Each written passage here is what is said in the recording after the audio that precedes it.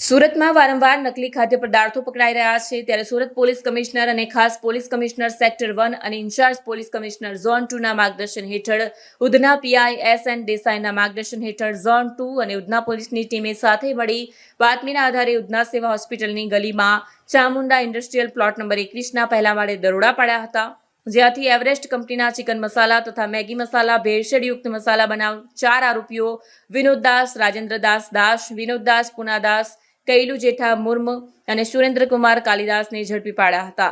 પોલીસે આરોપીઓ પાસેથી મસાલા પેકિંગ કરવાના મશીન, ઇલેક્ટ્રિક વજન કાંટા, compressor machine, packaging machine, Everest કંપનીના મસાલાના કાર્ટૂન, મેગી કંપનીના મસાલાના કાર્ટૂન, ખાલી કાર્ટૂન, મસાલા, મીઠું સહિતની 24,71,000ની મત્તા કબજે કરી કાયદેસરની કાર્યવાહી હાથ ધરી હતી.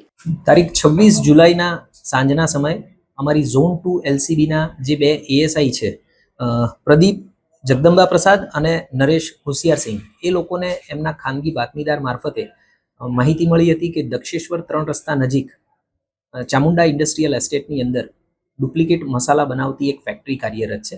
તાત્કાલિક આ બાબતનું વેરિફિકેશન કરવામાં આવ્યું અને આ બાબતમાં હકીકત જણાઈ આવતા ઉધના પીઆઈ અને એમની જે ડી સ્ટાફની ટીમ છે એમનો સંપર્ક કરવામાં આવ્યો. એમને આ બાબતે રેડ કરવા સમજ કરવામાં આવી અને આ જે ડુપ્લિકેટ મસાલા જે છે એ એવરેસ્ટ કંપનીના બનાવવામાં આવી રહ્યા હતા. એટલે એવરેસ્ટ કંપનીના જે સુરત ડિવિઝનના એરિયા સેલ્સ ઓથોરાઇઝ મેનેજર છે એમનો સંપર્ક કરવામાં આવ્યો. ત્યારબાદ આ રેડ કરવામાં આવી અને રેડ દરમિયાન અમારા ધ્યાનમાં આવ્યું કે ત્યાં આગળ જે છે એ 4 આરોપીઓ અમને મળી આવ્યા હતા કે જે ત્યાં આગળ ફેક્ટરીની અંદર કામ કરી રહ્યા હતા. આ જે 4 આરોપીઓ છે એમાં એક વિનોદદાસ રાજેન્દ્રદાસ, બીજા વિનોદદાસ પુનાદાસ, ત્રીજા કૈલુ જેઠા મુર્મ અને ચોથા સુરેન્દ્રકુમાર કાલુદાસ. આ ચારેય જે વર્કર કમ આરોપીઓ છે જે ડુપ્લિકેટ મસાલાનું પેકિંગ કરી રહ્યા હતા એ ચારેય બાંદા બિહારના મૂળ વતની છે. અગાઉ જે આ ફેક્ટરીની અંદર કામ કરી રહ્યા હતા એ જ વર્કરો મારફતે આ લોકો આવી ગયા હતા. લગભગ 1 થી 2 માસ પહેલા જ એ લોકો અહીંયા આગળ આવ્યા છે. જૂના જે આરોપીઓ છે એ તમામ આરોપીઓ જે પેકિંગ કરનાર માણસો હતા એ અત્યારે ફેક્ટરી છોડી ગયેલા છે. એટલે આ 4 આરોપીઓની વધારે પૂછપરછ ચાલુ હતી.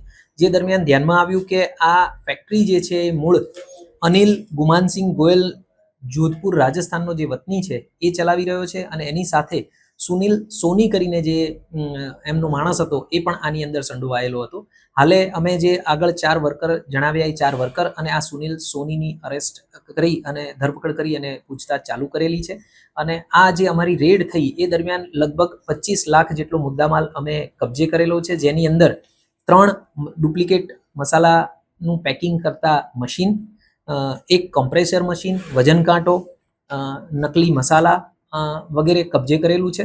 અમારી આ જે રેડ છે એ દરમિયાન જે પેકિંગ મળી આવ્યા છે એમાં 7,68,000નો અમને એવરેસ્ટ કંપનીનો જે ચિકન અને મટનનો મસાલો જે હોય એના પાઉચ મળી આવ્યા છે. અને આ ઉપરાંત મેગી મસાલા જેની કિંમત લગભગ 9,60,000 છે એ પણ મુદ્દામાલ અમે આ ગુનાના કામે કબજે લીધેલો છે.